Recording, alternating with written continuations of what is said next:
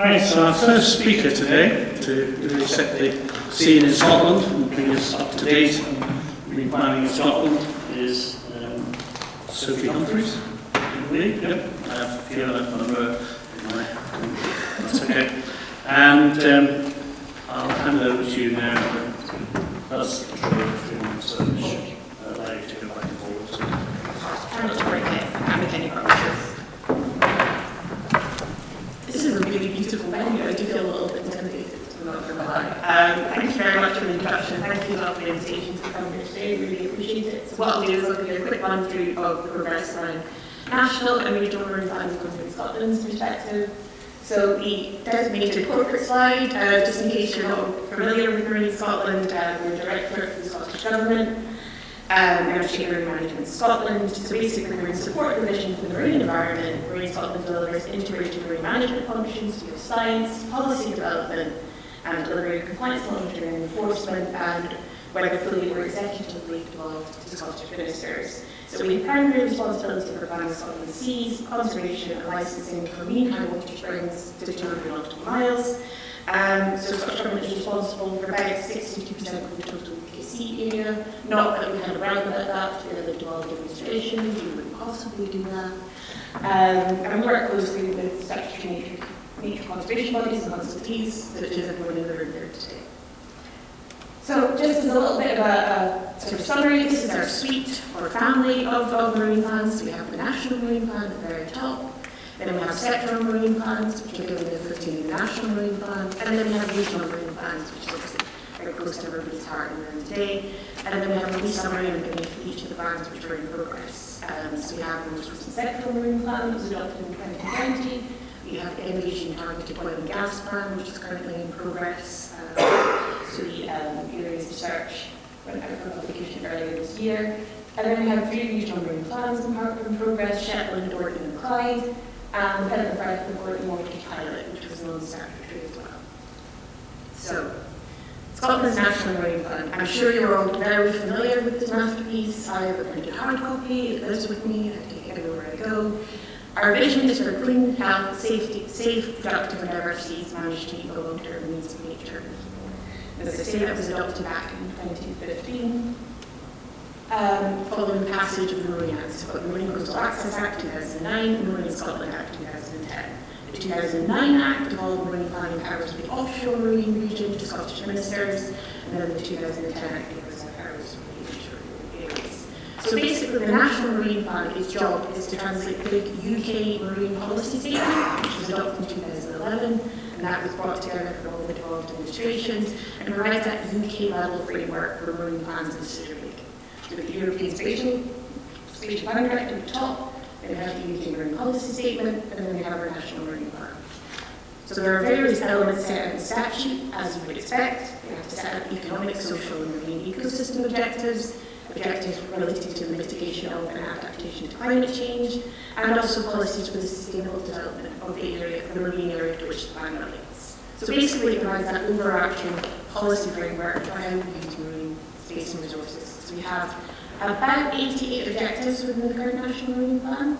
We have general policies, and then we have sector-specific policies around certain matters like aquaculture, aggregates, oil and gas. All relevant authorities must follow, unless relevant considerations dictate otherwise, the National Marine Plan. So we can be challenged if decisions are shown to be in conflict with the National Marine Plan. So when Marine Scotland licensing operations are making some marine licensing and consenting decisions, they look to the National Marine Plan to guide them.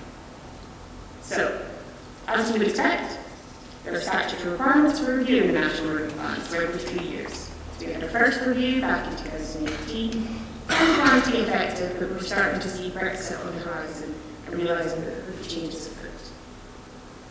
Then 2021 was our most recent review, and that really focused particularly on sort of significant external and global developments. So the 2015 plan, we kicked off in the planning inception phase in 2011 with the big clunky marine atlas.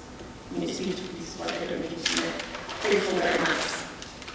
So it's quite dated almost in its sort of scientific understanding. Some of it remains relevant, but things have moved on quite significantly.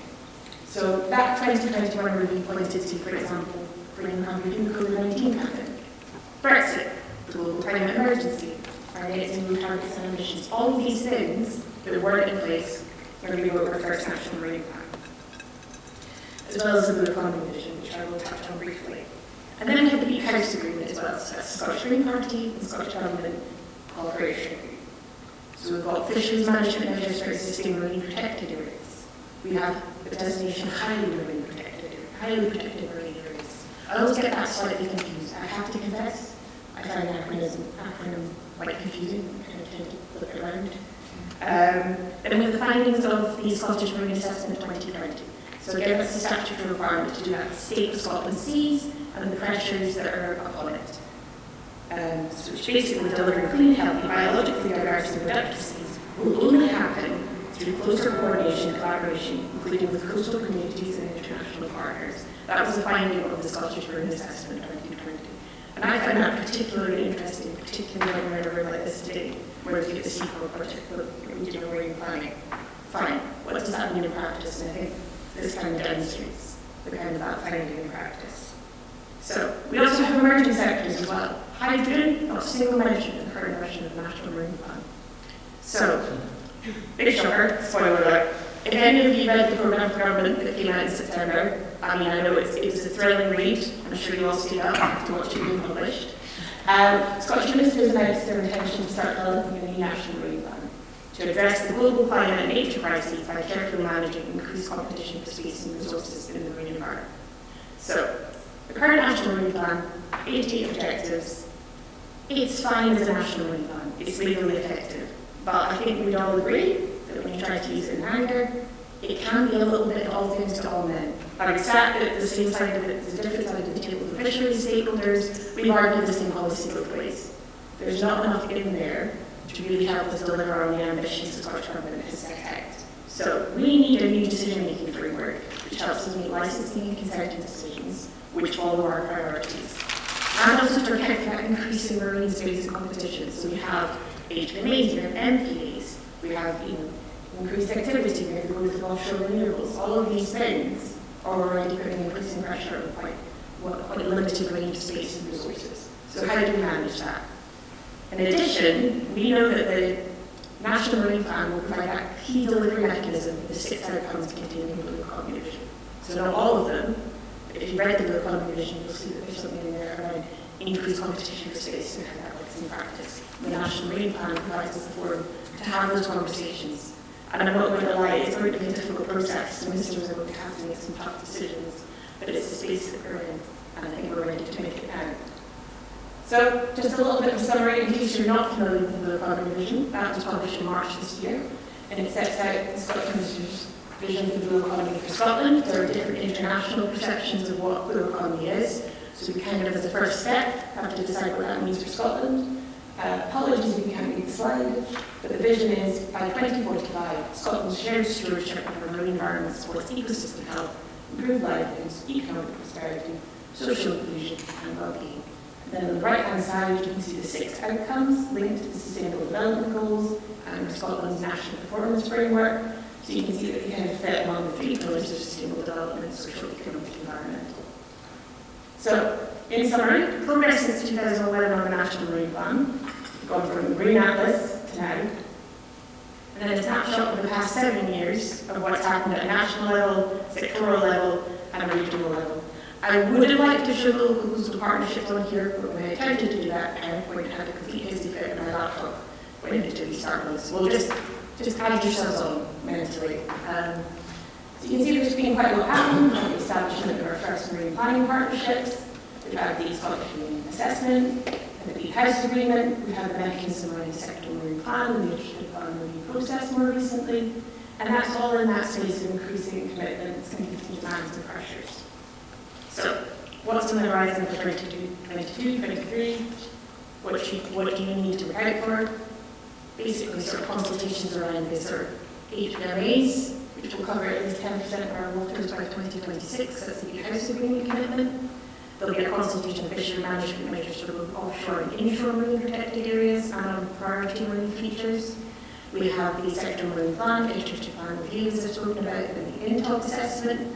So for those of you that were familiar, we have the sectoral marine plan for offshore wind, the Scotland leasing process, and There's a bit of a discrepancy between what's been leased and what's been assessed there, so we need to do an element of assessment. Developing a vision for sustainable aquaculture, National Planning Framework 4 that we know will be laid before Parliament soon. That's the key thing for us, is understanding how do we make the coastal and terrestrial planning environments work together. Where we are working very closely with National Planning Framework colleagues as well, particularly around the implementation plan, and whether it's time to update on Circular 2001-2015 to reflect it adequately. And it's quite exciting to have this opportunity to kind of align with the plan. Planning cycles never align. So this is as good as we get, so we're quite excited about that. And the strategy for seafood publication, which I think came out last week. And then all in the context of the National Marine Plan and the Economy Vision. This sounds like quite a lot. If you're thinking, if you're Nature Scots, you're like, my goodness, how are we going to resource all of these consultations? We understand that, we appreciate that, we're trying to balance stakeholder critique internally and have a more coordinated approach to it. We will, as the first start of the legal process for National Marine Plan 2, publish a statement of public participation, which is a legal requirement, basically sets out who we're going to consult, when, how, a rough timescale, and the stakeholder engagement strategy as well, which will be on that, because we know that some people felt that the National Marine Planning 1 process wasn't perhaps as inclusive or transparent as they would have liked it to have been, so we want to address that this time around. I won't go through a vision, but my stakeholder engagement team have asked me if you have time and you have capability to complete our stakeholder engagement survey. They're open to the end of the month. I can maybe circulate the link later. Basically sets out how would you like to be consulted, what works best for you, what are your areas of interest, so that we can target our kind of consultation methods with you. We'll be looking to sort of do a little bit of engagement around our vision and objective later this year. Next year we'll be head down and getting on with assessment and policy development in consultation with other colleagues, and then hopefully a draft plan for consultation by 2024, spring 2024, with a final plan by the end of 2025. That is quite an ambitious timescale, so you will hear a lot from us. I can only apologise. We'll try to make the process as painless as possible. Regional marine planning. So this is the thing that you're probably more interested in. Just for a little bit of summary, I feel like I'm probably preaching to the converted here. You all know what regional marine planning is, but it was established by the Marine Scotland Act 2010, which enabled marine plans to be delegated to marine planning partnerships for the inshore region, so out to 12 nautical miles. So the marine regions order shown on the screen, and apologies from the back of the room, it probably looks quite blurry. We have 11 marine regions. We have 3 marine planning partnerships established to date, so Shetland, Clyde and Orkney. There are no statutory regional marine plans in place as of yet. We hope to adopt Shetland, we hope the Scottish Commission will adopt the Shetland plan later this year. We just have to do a little bit of tidying up with the statement of public participation because we're going to make a name change. So that will be the first one, so that's quite exciting for us. Clyde and Orkney, we hope they'll be able to consult on their draft plan next year.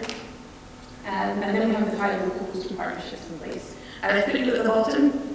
That is not because we don't value the work that you do. You do that very valuable pre-work, particularly looking at Seacore and using that as an environmental baseline for a future regional marine plan and marine planning partnership. The Solway Firth, for example, we're doing some really interesting projects around sort of habitat restoration to blue carbon. So there's some really practical, tangible examples coming out of local coastal partnerships that really benefit from that granular scale of detail. So you look at the National Marine Plan, you know, it can only go so far. The regional marine plans is where you can really drive and reflect local interests and the local ecosystem. This is just a little bit of a summary of the National Marine Plan. Don't worry, I'm not going to get out. You can if you want. So basically that kind of sets out what a regional marine plan is, what's expected from them under the National Marine Plan, and then there's some specific elements around sort of coexistence. And that's one of the areas where regional marine plans can really develop things like coexistence, say aquaculture and sort of renewables and other sectors. So we leave it very much, there are statutory requirements around how you are established and how you delegate powers, but we leave it to you to make a situation that works best for your local area. Scottish ministers obviously do have final say on approval of the final plans. Apologies if anyone can't read that because the sun's just come right in the room. As much as I'm excited for the sun, I think that's oh, it's alright, it's going now. The sun never stays right in the field. So draft Shetland Marine Plan. First step was the state of the environment assessment, so that baseline assessment, so pretty much like the Seacore assessment for Shetland. And the aim is to ensure that the use of marine and coastal environment is sustainable. Now, interesting, I put in italics that some caveat there, what do they mean by sustainable? And that is a Shetland-specific policy. That is something that they have developed that they think is right for their local circumstances. So there's opportunities there to be quite directive as a regional marine partnership or what's right for your area. And the idea is it informs decision makers and applicants. So it helps decision makers. It also means that it can drive investment in the right areas, so there's sort of benefits there. And it covers all aspects, as you can imagine, agriculture, heritage, cables, ports and harbours, absolutely everything you can put in there. So, as a very quick kind of snapshot, you can see the strategic environmental assessments sort of established that there have been sort of increase in invasive non-native species in certain areas of Shetland, shown on the map there. So what they did when they were developing the plan, they looked at policies and they written in a policy with sort of mitigation measures to reduce the spread of invasive non-native species. So you can see action of science, policy, into the plan to guide future development. So what's on the horizon for this year? As I say, Shetland, hopefully, we will have our first adopted regional marine plan. The thing that you've probably, possibly all been waiting for is the Scottish Government response to the Clare Committee. So for context, this was a former parliamentary committee. I think in the last parliamentary session, so it was the Environment, Climate Change and the Land Reform Committee, and it basically looked at the implementation and development of regional marine planning to date. Now, obviously, found that progress had been slower than we would have originally anticipated, and I think a lot of us would have liked. And it looked at the reasons behind that. So there's around 29 recommendations set out around 4 themes. Just to be clear, it's been 1 year, 9 months, and 25 days since the report came out. I did a countdown on my wall just to remind me that I need to get that response out. Trust us, we're going to say we're pushing as hard as we can, and we hope to have it out in the coming weeks. So there are 4 themes: membership and governance, scope and expectations of marine planning partnerships, and regional marine plans, finance and resourcing, not surprisingly, and expertise and community stakeholder engagement. So I think there's probably a real sort of opportunity with National Marine Plan to understand how does that relationship work between national and regional marine planning, and where does that sit in terms of what are the expectations of regional marine planning partnerships and regional marine plans. I think to explore that further than we have in the current iteration of the National Marine Plan. I think last time when we wrote it, we thought we would be further down the line than we are. And there's also interesting opportunities around the blue economy vision and the development of that action plan at the moment as well, to understand what that means at a regional level.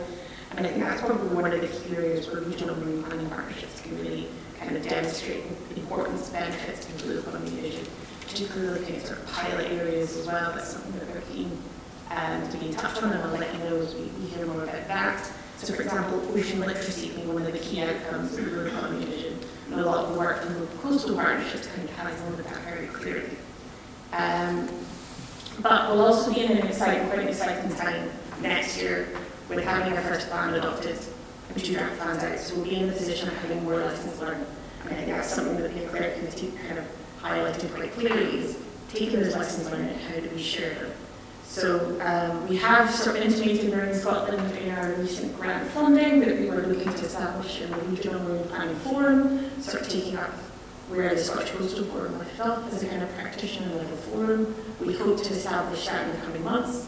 We now have an actual team of people, so it's just 1.5 of us, it's about 2.5 people, and half a person. And both national and regional, so some days it's more problematic, some days other bits more problematic. So we hope to establish that forum soon, and that will allow that kind of shared learning opportunities, and that will really help us look at the Clare Committee responses, pull them apart and get more detailed and figure out how we can do things around expertise, pooling of resources, particularly around sort of grant funding applications, particularly as sort of budgets are getting ever more squeezed. Just as a disclaimer, please do not expect that there will probably be more money announced from Scottish Government. Unfortunately, that's not the position we're in, but we're looking to see about the most appropriate funding mechanism going forward. So, that's what I said. That's where we are. We've got applied. I think I've covered that already. So, I appreciate that's a bit of a rattle through. Lots of things coming out from us in the next few months. This is a team. We've got national, regional, and sectoral planning teams. So most of the regional teams here today and with the national team as well. So if you've got any queries, please feel free to contact